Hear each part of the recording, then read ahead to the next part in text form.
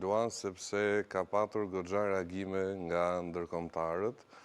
Në momentin e parë që u mblodh Këshilli i Mandateve dhe Rregullore, se nuk e dinim nëse do të kishte një tjetër mbledhje të dytë në radhë parë dhe nuk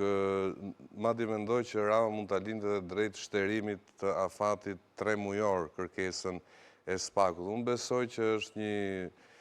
vendimarrje e detyruar për shkak se një fakt që bëri çudi ditën e sotme ka qenë mungesa e zonjës Balluku në mbledhjen e grupit parlamentar të zgjeruar, siç e referohen socialistët, që përfshin grupin parlamentar dhe ministrat kryesor. Ajo që bie gjithashtu në sy është që Balluku, si thua, ruan kuotat politike. Për shembull,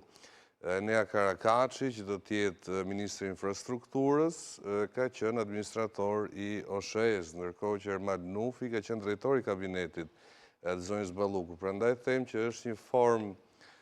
marrëveshje e Ramës me Ballukun, ku kjo nuk ka qenë shumë e lumtur, besoj, nga dhënat publike për këtë lëvizje, por gjithsesi ka arritur të qëndrojë influente në qeveri. Së dyti, kam përshtypjen që kemi të bëjmë me një skemë që Rama e ka përdorur edhe më herët, pra vendosja e ministrave me një sfond politik jo të konsiderueshëm, me njerëz që mund të kenë qenë pjesë e administratës teknike të PS-s, por jo personazhe që kanë mbajtur mbi shpatulla peshë të madhe politike. Për shembull, edhe Lamallari me Toni Gogun nuk futen tek personat shumë të